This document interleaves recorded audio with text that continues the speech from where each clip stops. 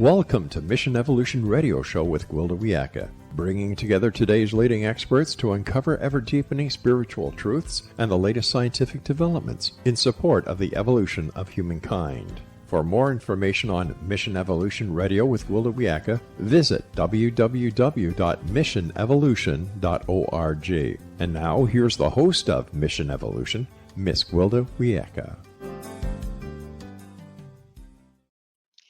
Where are you on the health disease continuum? The answer may surprise you. Mission Evolution radio TV show is coming to you around the world on the Exxon Broadcast Network, xzbn.net. With us this hour to explore the health disease continuum is Dr. Thomas J. Lewis. Dr. Lewis is a leading authority on the mechanisms of chronic disease. He holds a Ph.D. from MIT and credentials from the Harvard School of Public Health. His main focus as leader of Health Revival Partners is translating the best of breed medical knowledge from mentors and thought leaders into logical disease prevention and reversal medical protocols. Dr. Lewis is the author of numerous books, including Cancer is an Infectious Disease. His website, healthrevivalpartners.com. Dr. Lewis, thank you so much for joining us on the show. Gwilda, my pleasure to be here. Thank you for having me. Thank you. I think this is such an important topic right now because it seems to me, I could be wrong, please correct me, but it seems like chronic diseases are on the rise. Well, you know, the statistics are there. Like in early 1900s, 16% of adults had a chronic condition. Now 60% and 40% have two or more. And we just can tell by the pharmaceutical usage that there's a huge uptick. And if pharmaceuticals were working, when we see a decline, not an increase. So obviously they're just symptomatic treatment at best. So it satisfies a human need for instantaneous gratification without solving critical problems, which is a sad case. The other piece is when we compare our longevity to, say, the Japanese, we live 9 years shorter, yet we spend a lot more and take a lot more drugs in our health, through our healthcare system. So we can see a lack of congruency between the two. Absolutely. So tell us a little bit about your training. So how I really got into this business is as a scientist, I was always looking at disease mechanisms. I had this mentor, a fellow student at Worcester Polytechnic Institute, and I was studying organic chemistry. And he said, Tom, stop memorizing reactions and learn mechanisms. And fast forward 20 years, 30 years later, I said, you know what? Medicine is a science. And why do we have 68,000 diagnostic codes? I mean, aren't we a whole? The diagnostic codes reflect the fact that things are looked at very much in isolation. So in my world, really 5 mechanisms, 5 compared to 68,000, really tell the story of chronic disease, which is pretty much 90% of healthcare costs, misery, and the driver of early mortality, and even in the COVID era, the sudden death syndrome. So, would you mind? I mean, I know all of us know it or are kind of familiar with chronic disease, but let's define it. So, yes, I mean, the simplest way to define it is, inflammation is considered a driver of essentially every disease. But inflammation is inappropriately blamed because inflammation at the end of the day is a measure of the peaking or the activity of our immune system.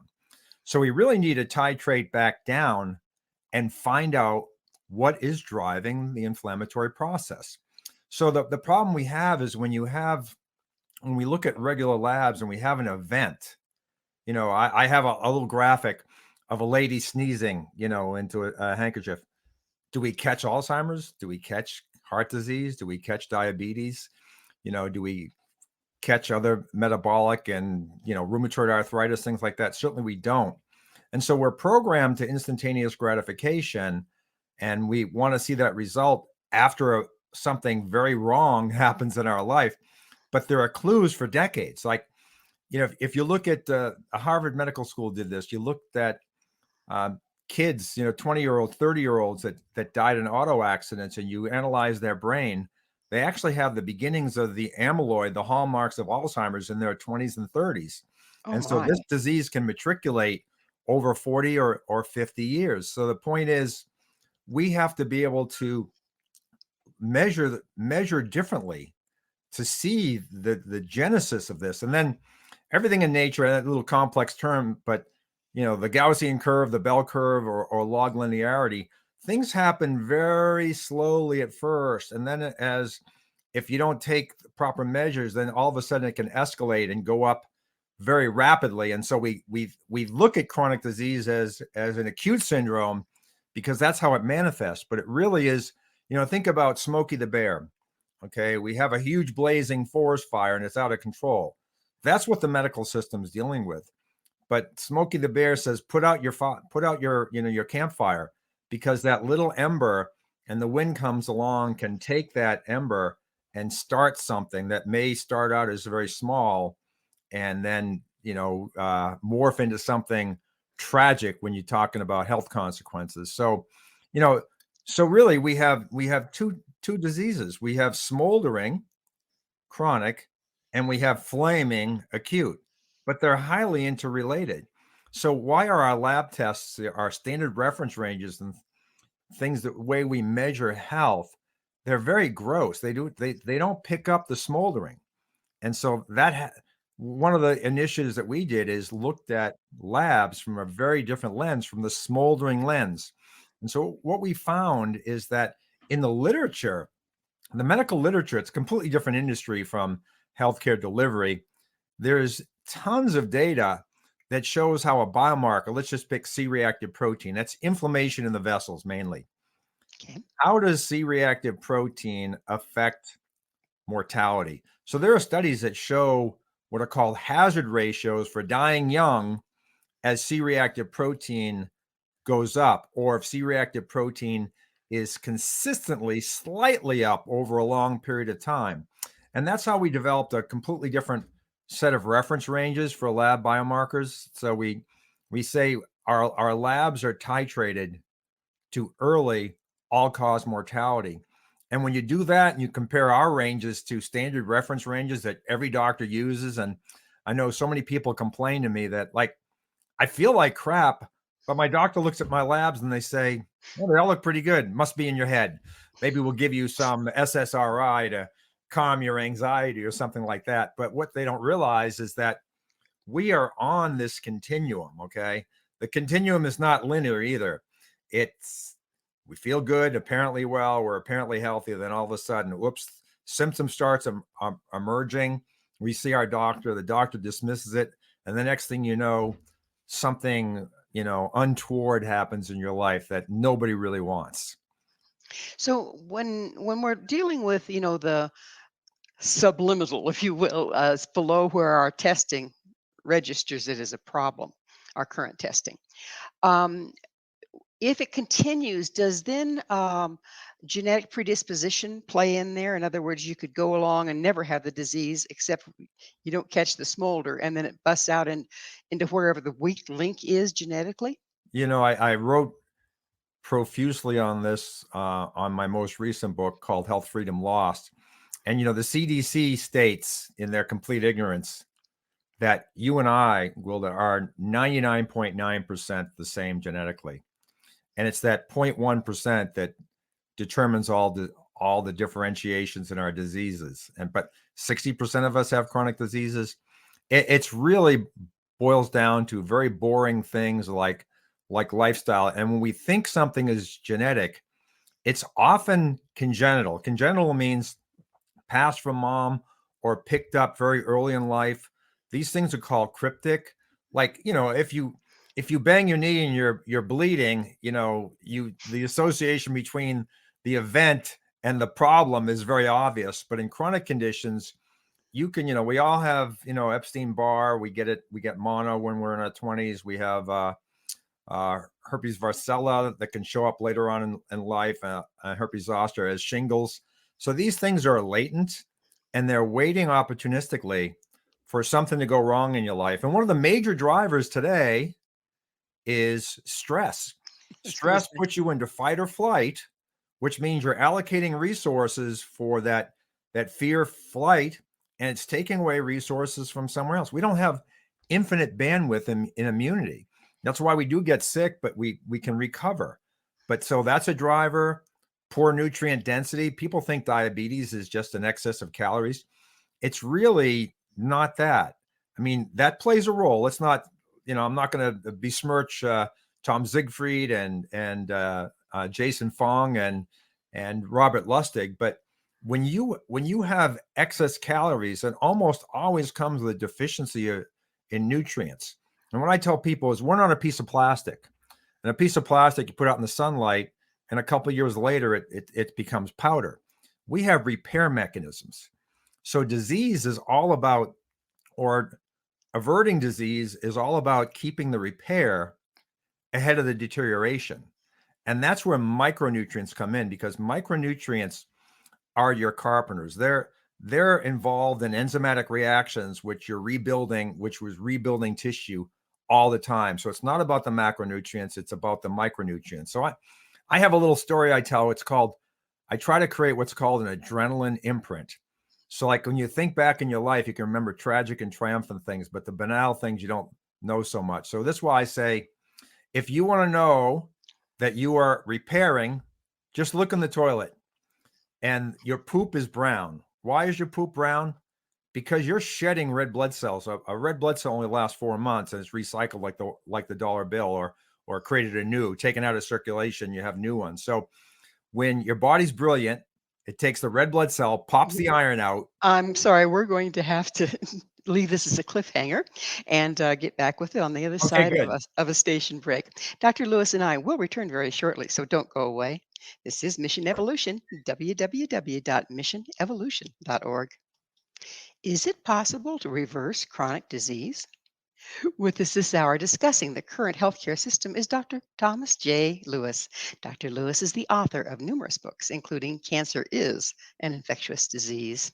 Dr. Lewis, we were in the toilet, as I recall, um, talking about our eliminations, recycle, what things look like as they relate to red blood cells.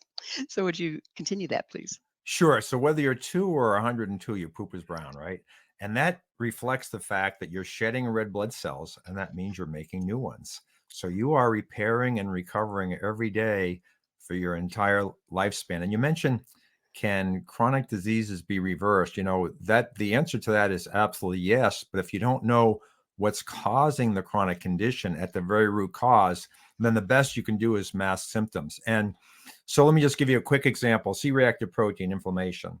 It's a great marker, okay? But how do you lower CRP?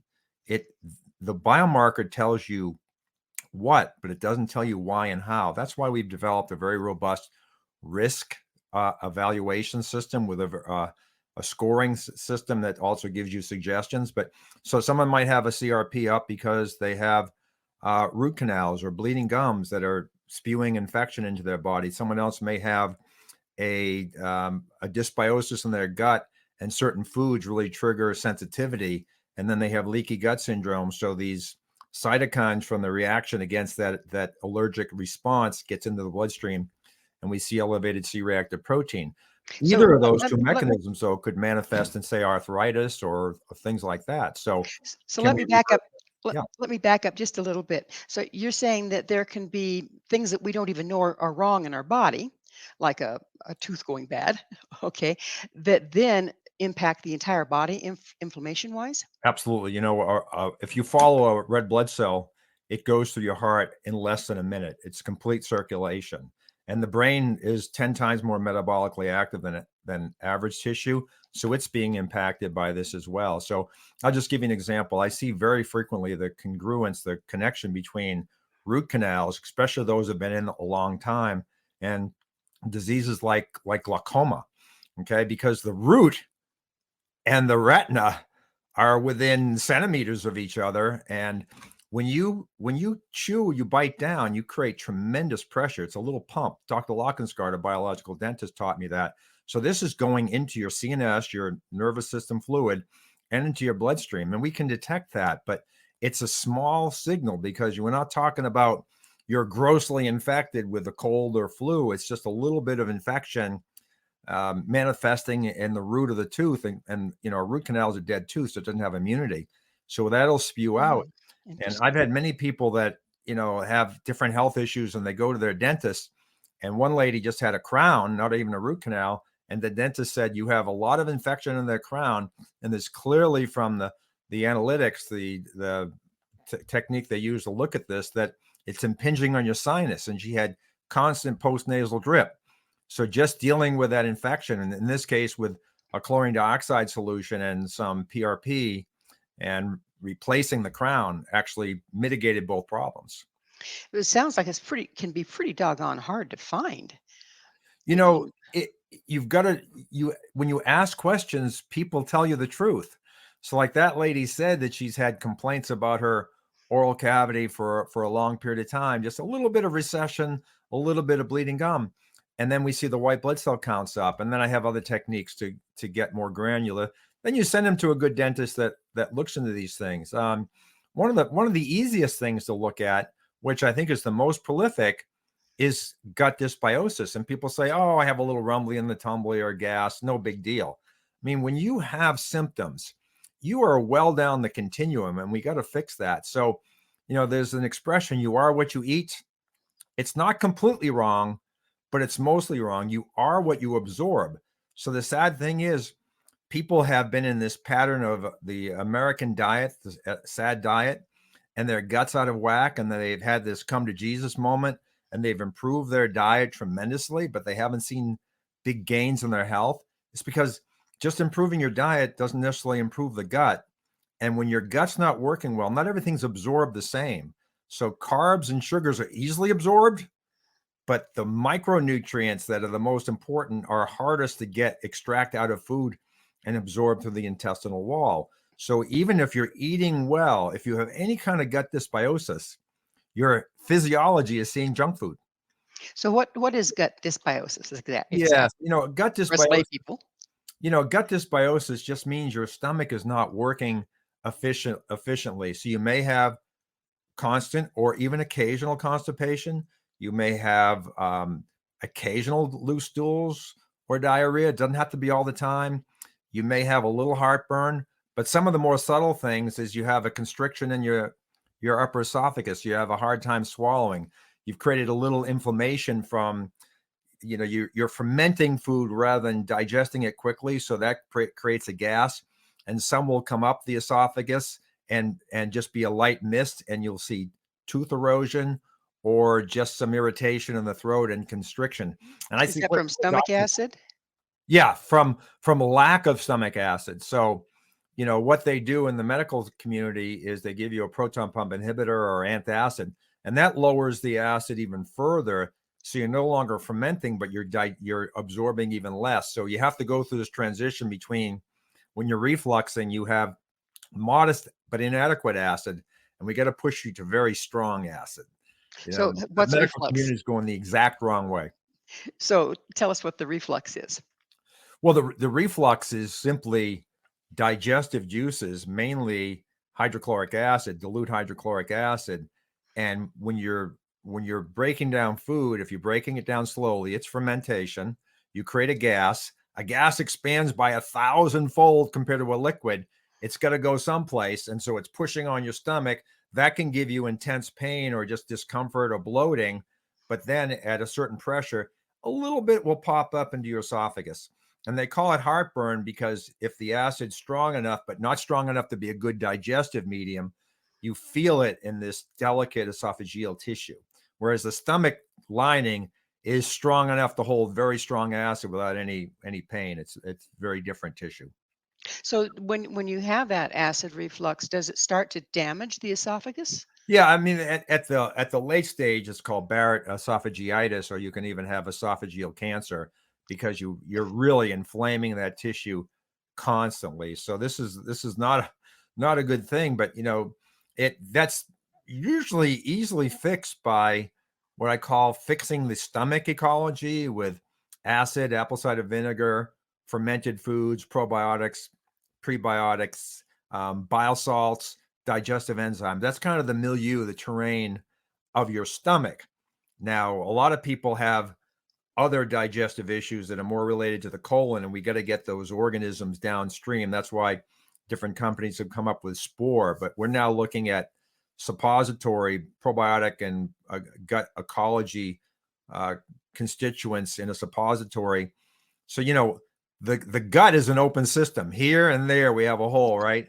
And so everything is going in the mouth, but going up the anus is actually a very effective way to fix. Not everybody needs this, but people that have had refractory problems with gut, with diarrhea, with constipation, with gut pain, things like that. That's really the way to go. And this is right from Dr. Sabine Hazan. It seems like in times past, every nationality had traditional foods that we're now finding were very important foods for our health and for our health balance. Like some people, they ate a tablespoon of yogurt with every meal, or Mhm, just different, and they didn't know why, but mhm. that was the way it developed. And now that we've got all this processed food and we've altered everything, we're no longer getting that, are we? It's so true. Weston A. Price looked at 14 or plus or minus indigenous cultures, and we don't have to eat the exact same thing that the islanders were eating, or the people in the mountains of Switzerland. We need to eat whole foods, and our microbiome adapts to it. How does it do that? Like, you put out a piece of lettuce, and guess what? It's rotten in a couple of days. There's organisms there. Even if it's not fermented, you're still populating and repopulating the microbiome with the organisms that will help break it down.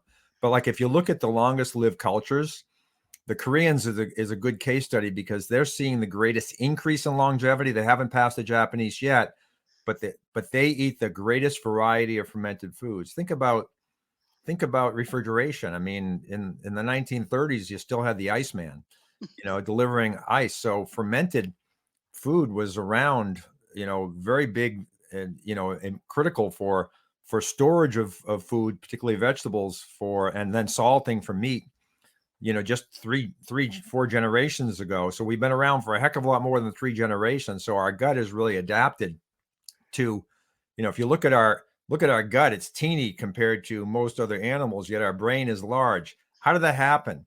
Because we learned how to eat pre-digested food. Salting starts breaking the protein down, fermenting breaks down the food.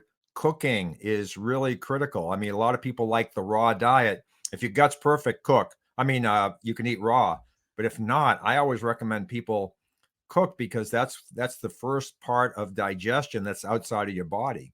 And we don't have a lot of time. You have 3.5 hours to break down everything into a liquid, and if you don't, it doesn't get absorbed. Well, we're about out of time in this segment, but it sounds like absorption is a major portion of lack of absorption leads to many of the diseases you're talking about. Absolutely. And I can tell you how we measure absorption. Okay. Is it long or is it short? Because we're just about out of time in this Well, segment. it's just the erythrocyte sedimentation rate, which is a marker of mineral status for the most part in your environment. It's an extremely inexpensive blood test. Oh, interesting. Okay.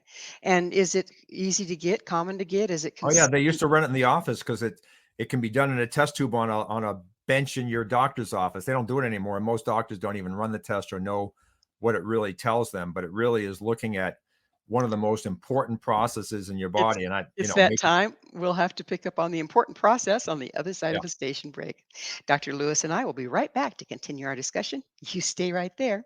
This is Mission Evolution, missionevolution.org. Is cancer an infectious disease? This is Mission Evolution, missionevolution.org. With us discussing chronic disease and their possible reversal is Dr. Thomas J. Lewis. His website, healthrevivalpartners.com. So there's a question for you, and I know one of your books was entitled Cancer is an Infectious Disease. So do explain that for us, will you? Well, it's actually really easy to explain, and the researchers at Harvard understand this implicitly, but the clinicians don't have anything to do with it. I had a friend who had cancer, and I went into a consult with him, with his oncologist, and I said, "What's Jim's vitamin D level?" And the doctor said, "We measure it frequently." I said, "Well, what is it?" When I left, they drew blood, because they had never measured it. It was 9. It should be 55. Oh And this my. guy has cancer. So we understand that vitamin D as a hormone has a regulatory effect on our immune system. Okay, then there are a couple markers that are really profound at measuring cancer. One's called the neutrophil to lymphocyte ratio, and that's just, neutrophil is a type of white blood cell. If you get a complete blood count with differential, you get that. And lymphocyte is part of the adaptive immune system. It's a type of white blood cell or a set of white blood cell surrogates. And when that ratio is high, Dana-Farber, Ohio State University, all say your prognosis for survival is really low. And neutrophils go up with bacterial infection. Lymphocytes tend to go down with viral infection. So it's really the neutrophil to lymphocyte ratio is sort of a measure for your viral, bacterial, and other infectious burden. Okay. The other marker, which is, and this test costs $2. Okay, to get this, $2. And then the other ratio, biomarkers or ratio, it's ferritin, which is a protein that stores excess iron. So if you start bleeding, you don't have to produce new blood cells from the bone marrow. There's some in storage ready to be used. It's like food in the refrigerator, not in the freezer. So the ferritin iron ratio. And the traditional term for this ratio, if it goes high, is anemia of chronic disease or anemia of chronic inflammation. But inflammation is a treasure. It's our immune system. What's it fighting? So there's a very strong correlation between elevated ferritin, low iron, and infection. In fact, when I had Delta COVID, I went to the LabCorp to pull my labs, and my ferritin to iron ratio, they all said the spike is killing the red blood cells. No, your brain, your whole body, God is saying, bacteria, viruses, they need iron to replicate. So I'm going to leave the smallest amount of iron in your circulatory system that I can. And I'm going to put the rest into storage so there's no replication. So just those two $5 worth of testing proves, based on what everybody knows, Mayo Clinic, anemia of chronic inflammation, neutrophil to lymphocyte ratio, Harvard Medical School, and many, many others, just show that these markers are very well tied into infection.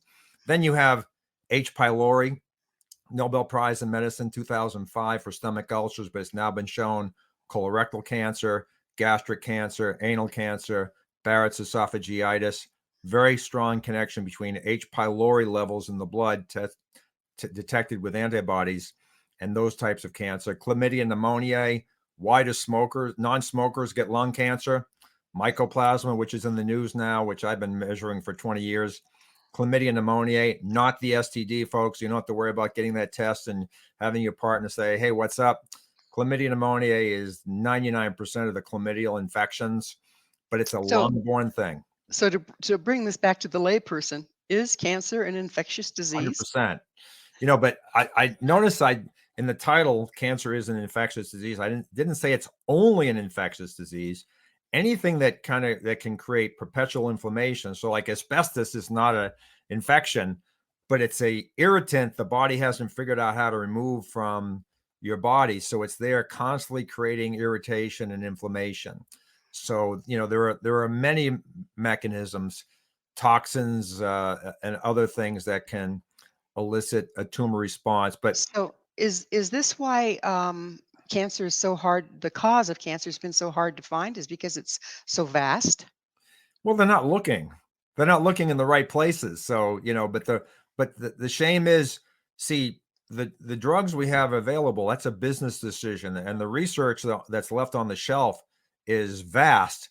So the researchers tend to know all this stuff, but what you get in the pharmacy is a business decision. So it's not always the best of breed cure. I mean, look, they're Fortune 100 companies, and we're all making money if we're investing in mutual funds from these companies, and we want to see that stock go up. But they're not solving these problems. They're not that complicated.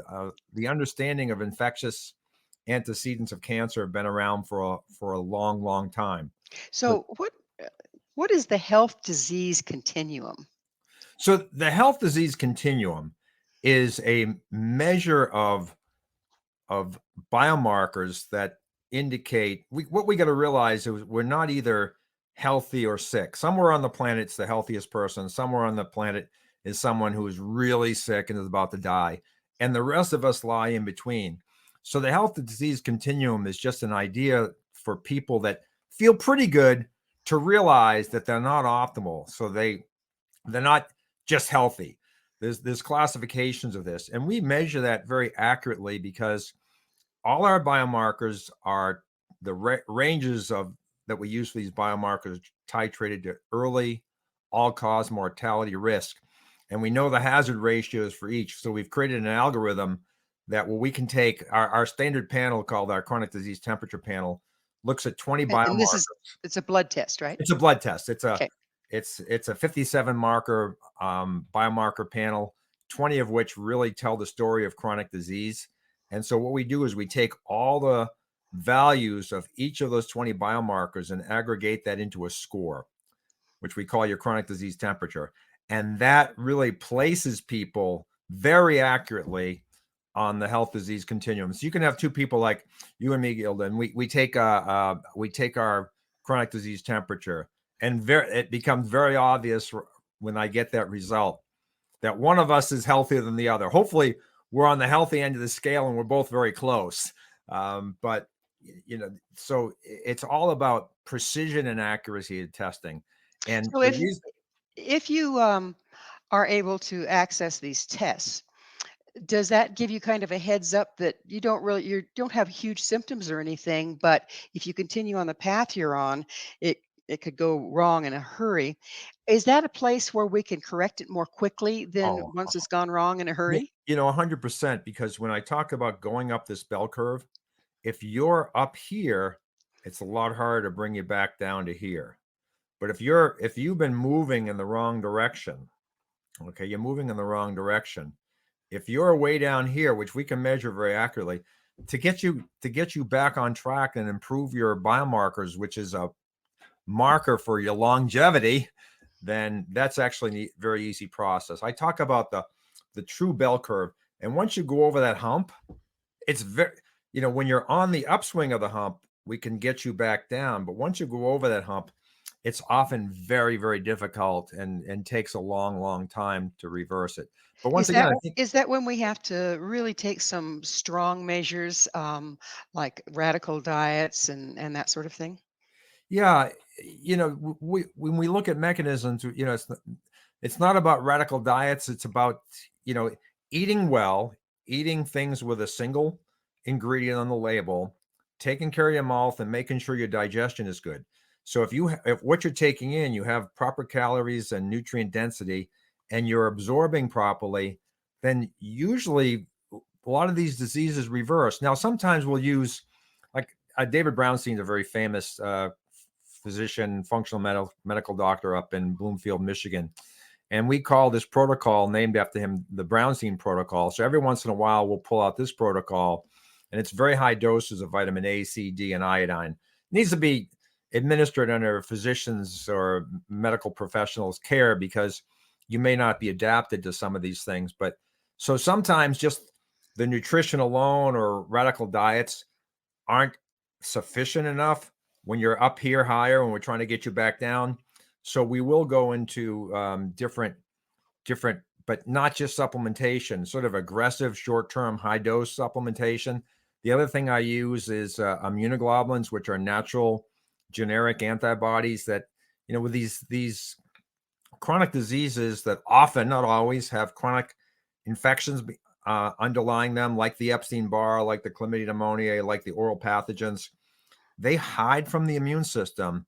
So what we do is we look at how immunity is. It's hard to throw in, increase your white blood cells, artificially from the outside, but to increase immunoglobulins, antibodies, things like that, and other immune components that are natural, like vitamin A and vitamin D, which has been used to treat diseases like tuberculosis 200 years ago, are the kinds of things that I like to use first. Do we ever have to go to pharma? Once in a while, but we try to avoid that.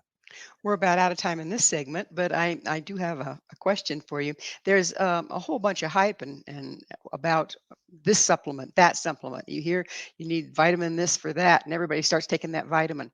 What's your stance on that? Is that helpful? Is that useful, supplementation? So what I do is we have 5 mechanisms, and we call it the hierarchy of health. What's the most important thing in terms of, like, you're building a house, you have a foundation, and the foundation is more important than the windows.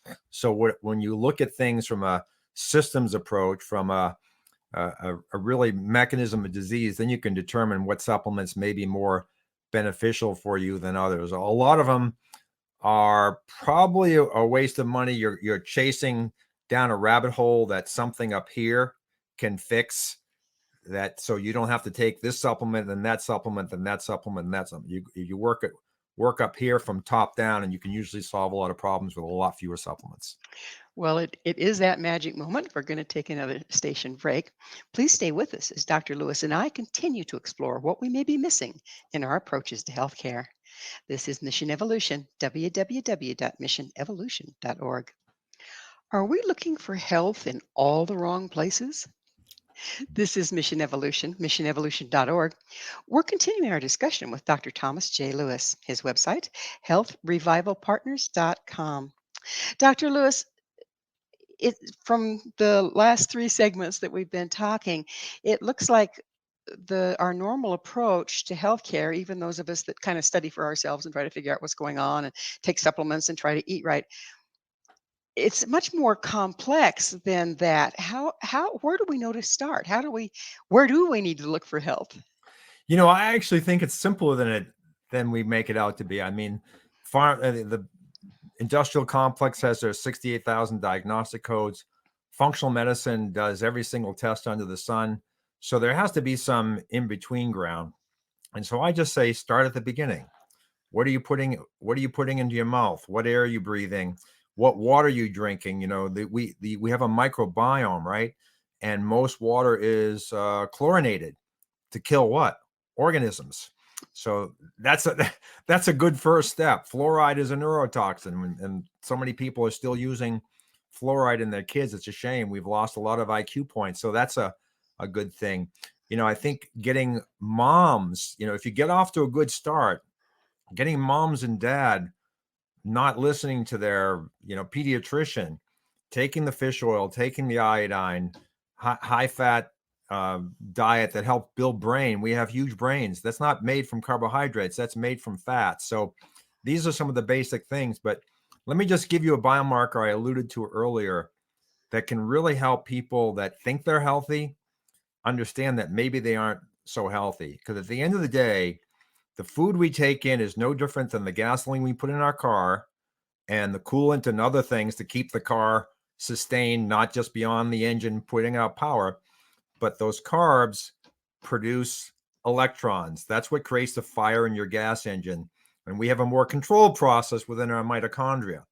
And if that is not working well, you are not producing electrons, and we're an electric body, okay? Every cell in your body, neuron, bone, red blood cell, is a mini battery. And the red blood cells are particularly easy to measure because they go through capillaries, single file, and they're playing bumper cars, but they never touch in a healthy blood because they have a charge on that creates a repulsion. And that is measured with the erythrocyte sedimentation rate. So this is the measure of how fast red blood cells settle. And they shouldn't settle at all because they're repelling each other. If they do, they're sticking. Do you want an 18-wheeler running through your blood, your capillaries, or you want a Ferrari?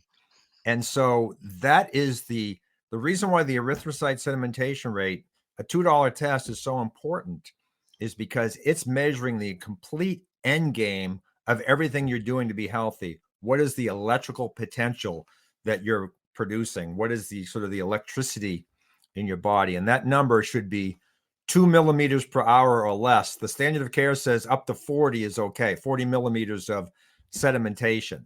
When you have 40 millimeters of sedimentation, you have, you're on a highway and there's not a single car on it. It's just 18-wheelers. And that's what you don't want. So, and so two things really drive that. One, malabsorption.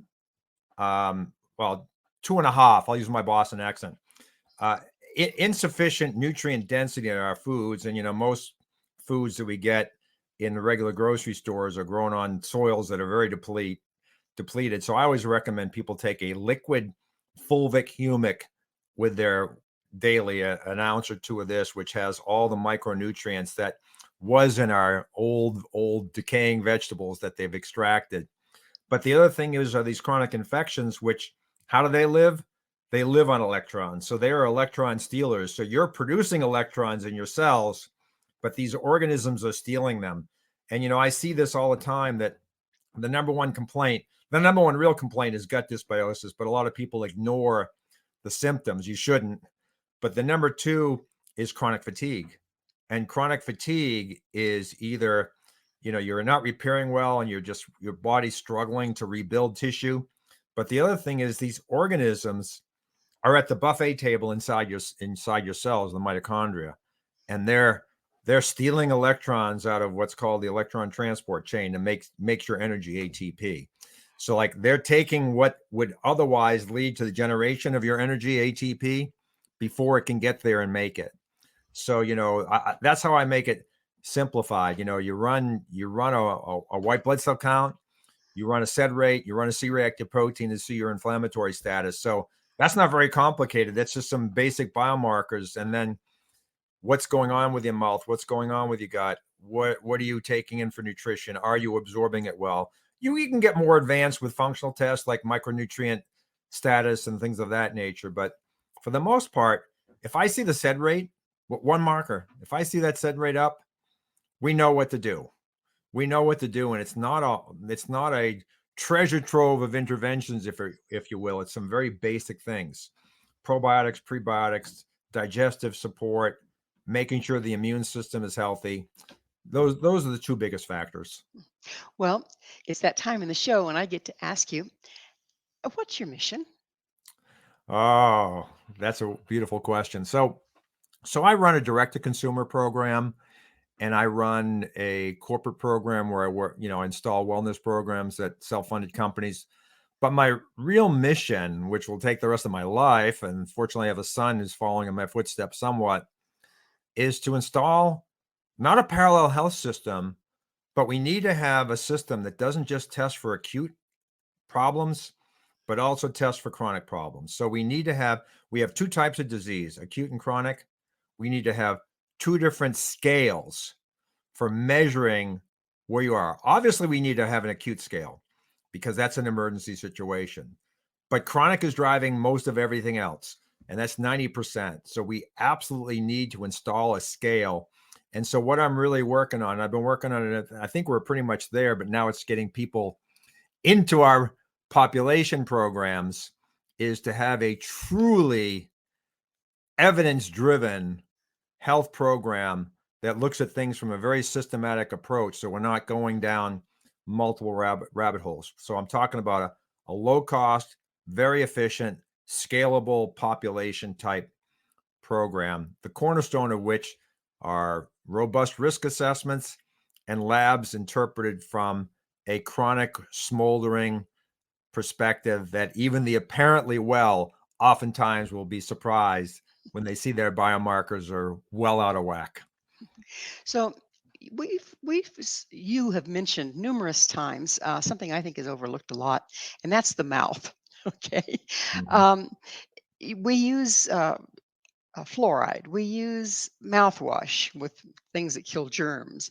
How is all that affecting us? What do we need to watch Oh out my for our goodness. mouth? Fluoride, that's a very aggressive chemical. So it's the strongest chemical on the periodic table. So it can get in and cause harm. It's natural and at low concentrations, the dose makes the poison. But Nathan Bryan, who's a guru on nitric oxide, has shown that in athletes that he did testing with traditional mouthwashes, that their blood pressure goes up in a bad way.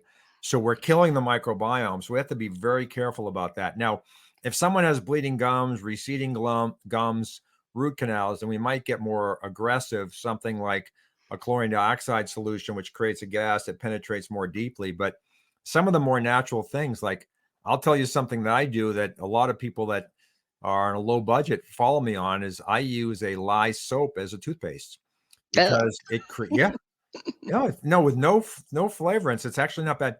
See, the lye creates alkalinity in the mouth, which inhibits bacteria, and the soap itself sucks up biofilm, which a lot of these organisms, like the slime at the coastline.